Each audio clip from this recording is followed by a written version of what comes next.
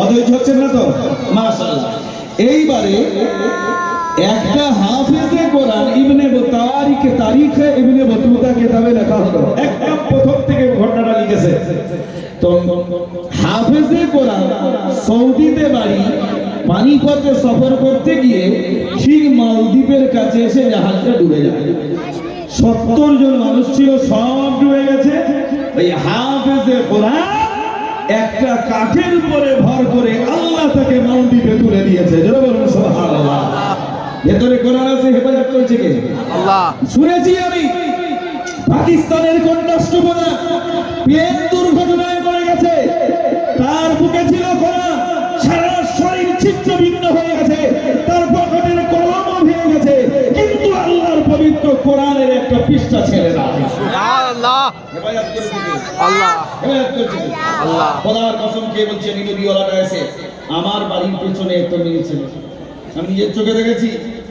খড়ের বাড়ি আর মুরগি পোকা হয় না, কথা বলছে না, মুরগি পোকা করে হয় না, হলুদ পাতা নিয়ে, শুকনো হলুদ পাতা নিয়ে জাল ধরে জ্বালিয়ে দিয়ে খড়ে দিতে গিয়ে তাল পাতা ধরে পুরো ঘর চলে গেছে, আলমারি পুড়ে গেছে। আল্লাহ শুনছে, নবীওয়ালাটা এসে বলছি আল্লাহ শুনছে। হ্যাঁ, পুরো আলমারি পুড়ে গেছে, চাল পুরো চাল ভাজা হয়ে গেছে, বুঝতে পারছেন? সমস্তটা কোরআনুল কারীম, আল্লাহ কোরআনুল কারীম জুজদানে মোড়া ছিল, সেই কাঠও জ্বলছে দুদিক দিয়ে। কোরআন যেটুকু জায়গায় ছিল ওইটুকু মানে একেবারে ভালোই আছে। যারা বলেন সুবহানাল্লাহ। তাড়াতাড়ি করে কোরআনকে বার করে নেওয়া হলো।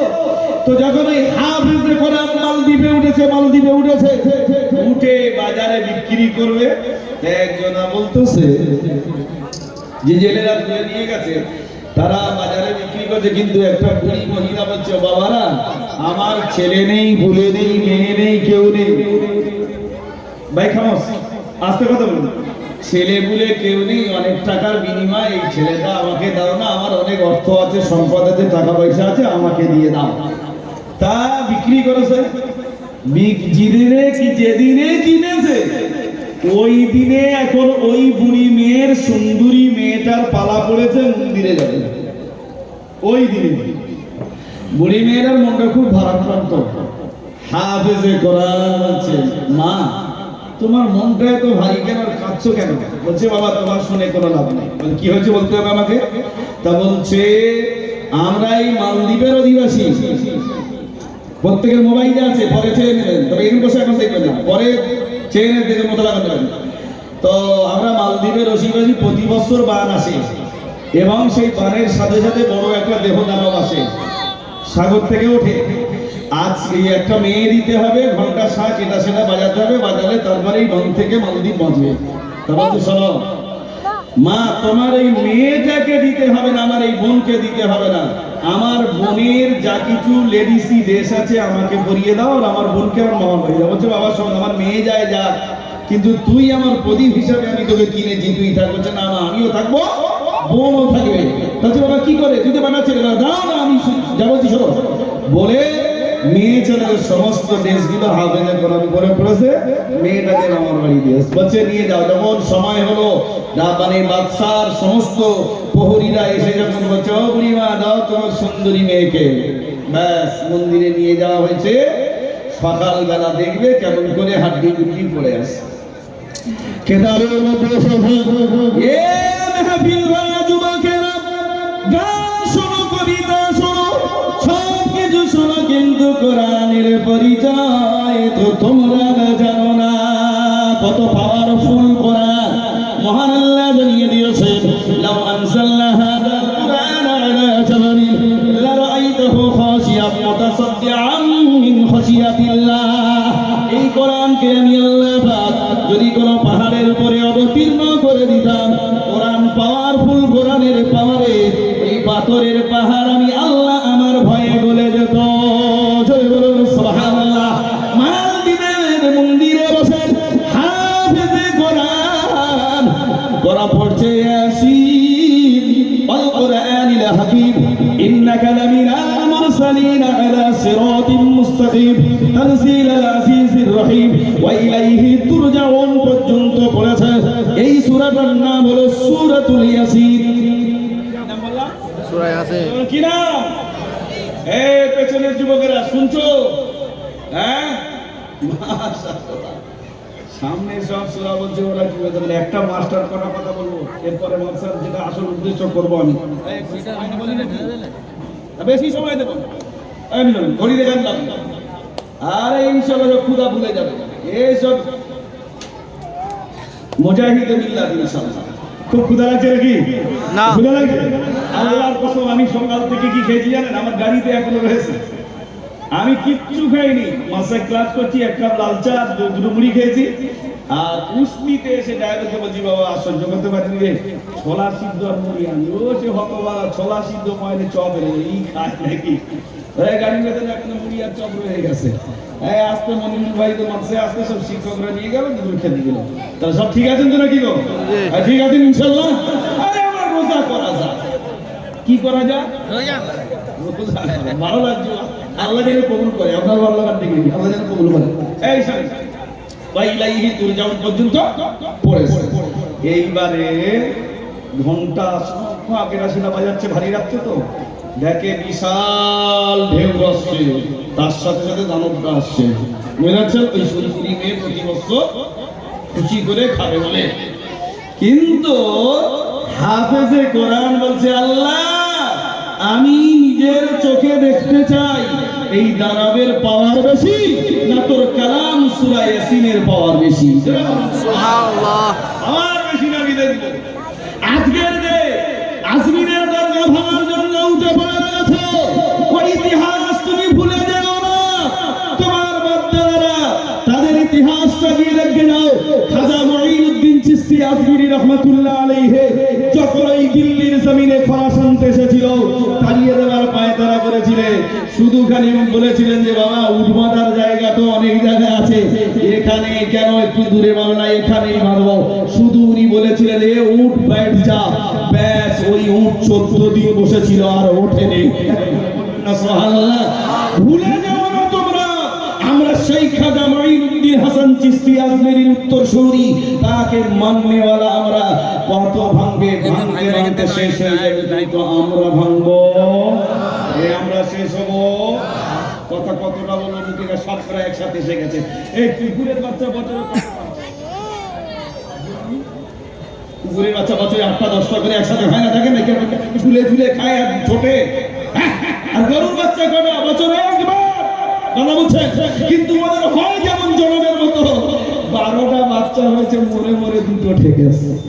মরে মরে কেশিলিতে যত মেয়ে কুকুর রয়েছে, সমস্ত কুকুরের বাচ্চাগুলো যদি বাঁচত, কেশিলির জমিনে পা ফেলা যেত না কুকুরের জ্বালায়। কিন্তু গরুর বাচ্চা বছরে একটা হয়। কেশিলি মগরাহাট থেকে নিয়ে আর সরিষাহাট পর্যন্ত দেখে যান গোশের রান ঝুলছে না জ্বলে নেই। আর হারাম খদ্দের এতে ইনকাম মানে উন্নত নাই। আল্লাহর নফরমানদের মধ্যে কোনো বংশ বৃদ্ধি নাই, কোনো ইজাফা নাই।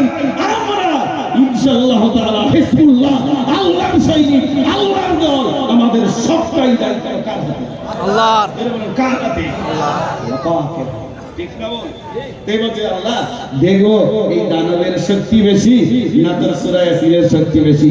ব্যাস পড়ছে আউযু বিল্লাহি মিনাশ শাইতানির রাজিম, বিসমিল্লাহির রহমানির রহিম, ইয়াসিনুল কুরআনিল হাকীম, ইন্নাকা লামিনাল মুরসালিন আলা সিরাতিল মুস্তাকিম, তানজিলুল আজিজির রহিম, লিতুনজিরা কওমান মা উনজিরা আবাউহুম। এইভাবে হাফেজ পড়ছে। সবাই মিলে লাইন দিয়ে দেখছে, সুন্দরী মেয়ে ছেলেটার নিয়ে নেবে। আসলে তো মেয়ে ছেলে নয়, এ হলো আল্লাহর হাফেজে কোরআন। সূরা ইয়াসিন শরীফ পড়েছে, পড়ে যখন সাগরের দিকে মুখ করে ফু দিয়েছে, যে বলছে আল্লাহ আমি আজকের পরীক্ষা করতে চাই খোদা, দানবের শক্তি বেশি না বানবানের শক্তি বেশি না, আল্লাহ তোর পবিত্র কালামুল্লাহর শক্তি বেশি। আল্লাহ আমি আজ দেখতে চাই। সূরা ইয়াসিন বলে যখন ফু মেরেছে, ওই দানব আর নদী বানের ঢেউটা দাঁড়িয়ে গেছে। মালদ্বীপের সবাই অবাক হয়ে গেল, কিরে ওই দানবটা আসতে পারলো না কেন? ঢেউ ওখানে দাঁড়িয়ে গিয়েছে। সকাল যখন হয়ে গেছে,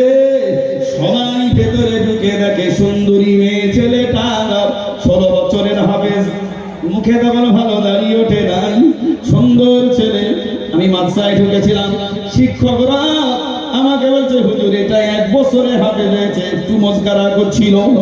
কত সুন্দর চেহারা, 16 বছর বয়সের ছেলের মুখে দাড়ি নাই, সবাই মনে করেছে মেয়ে ছেলে।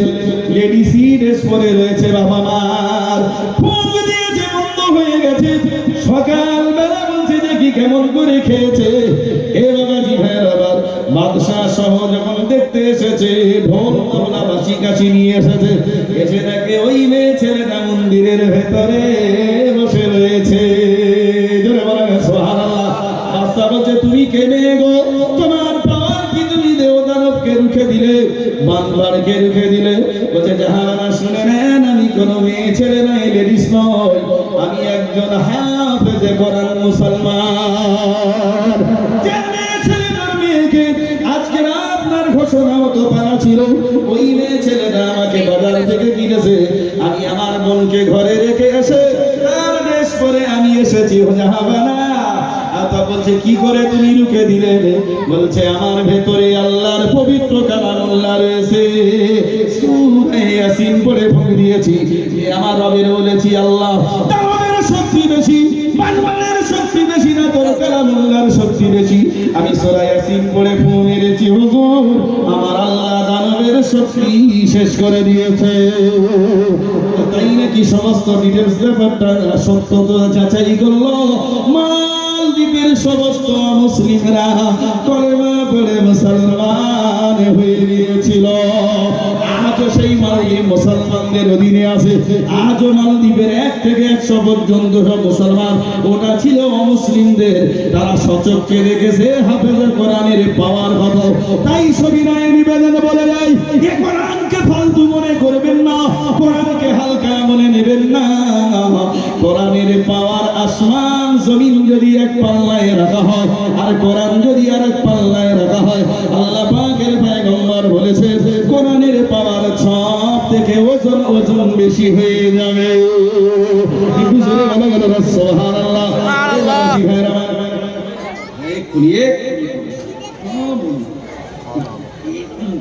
একটু ছোট আমি আবার ফিরে আমাদের গ্রামে জলসা আছে, আমাদের বাড়ি গেছি বড় জলসা, আমার সময় 10টা 12টা। এখানে নিরুল ভাই, হ্যাঁ ওদের আমরা যেতে হবে, কেচিনি, কিন্তু এই কেচিনি লোকেরা খুব বদমাইশ। এই ভেতরে কোথায় জলসা মারছে না, ওই মাছটা এটা তোমার থেকে এনেছিল কি কালেকশন, এটা সব ভুলে গেছে। সেই লালু প্রসাদ বলেছিল না, বিহার হামারা হ্যায়, বিহারি হামারা নেই। আলহামদুলিল্লাহ, এই তাহলে কোরআনের পাওয়ার আছে না নাই? বুঝতে পারলেন ভাই? এরকম রহ প্রমাণ আছে, রহ সব আছে। এই ভাই থামো। আজকের আজান আমি বলবো, কালেকশনও করবো, তবে বলছি মাদ্রাসার মুখ্য উদ্দেশ্য হলো কালেকশন করা। 2 টাকা দেওয়ার ভয়ে যে পালিয়ে যাবেন মরে যাবেন ইনশাআল্লাহ, একদম মরে যাবে না। খেতে দেবো ইনশাআল্লাহ, প্রয়োজন হয় আমিও কাঁচা মেয়েদের মেহমানদারি করবো, অসুবিধা নেই। ঠিক আছে, খিদা করে নেন। ইউপিতে আমাদের বড় হুজুর বললো করোনা হলো, করোনা হয়েছে। বড় হুজুর খামখেয়ালি মতো বললো কি, লাগাও তালি বাজাও খালি, গো করোনা গো। থালা বাজাও, তালি বাজাও, আর বলো করোনা পালা, করোনা পালা। যত থালা বাজাচ্ছে, যত হাততালি দিচ্ছে, করোনা হু করে ঢুকছে। তখন বলছে মোমবাতি জ্বালাও, যত মোমবাতি সব ফ্যাক্টরিতে শেষ, করোনা যায় না। এবার চিন্তা ভাবনা করে বলতেছে, নাদান হলে যা হয়, মূর্খ হলে যা হয়, বলছে এক কাজ কর, গরুর মুত পান কর। 3 রকম গরু, 3 রকম দাম। কেটকি গরুর মুতের লিটার হলো 250 টাকা, জার্সি গরুর মুতের দাম হলো 400 টাকা, পাটনাই গরুর মুতের দাম হলো 1000 টাকা। কলকাতাতে গেলে হয়তো মুদ বিক্রি হচ্ছে, পুলিশ খাচ্ছে, মাস্টার খাচ্ছে, হারাম খোর।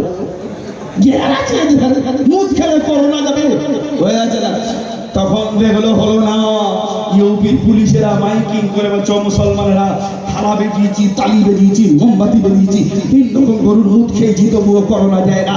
তোরা এক কাজ কর, মাইকে বেশি বেশি করে আজান দে, অবশ্যই করোনা পালা। সেই আজান ইউপির জমিনে তুমি সম্বল মসজিদের কাছে আজান দিয়েছো বলে মসজিদকে 2 লক্ষ টাকা ফাইন মারছো। জেনে রাখো এই আজান কেউ বানায় নাই, আব্দুল্লাহ ইবনে সাইদ ইবনে আব্দে রব্বি তাকে আল্লাহ পাক ইলহাম দিয়ে বলেছিলেন এইভাবে আজান দাও। এই আজান দেখতেছে, দেখতেছে। আল্লাহর পাঠানো একজন বাণী। আমার একজন কথা বলছেন না কেন? সেই আজান বন্ধ করতেছো করো। তাই আমি যুবকদের বলে যাবে, যাই হোক স্কুলে পড়ো, ইউনিভার্সিটি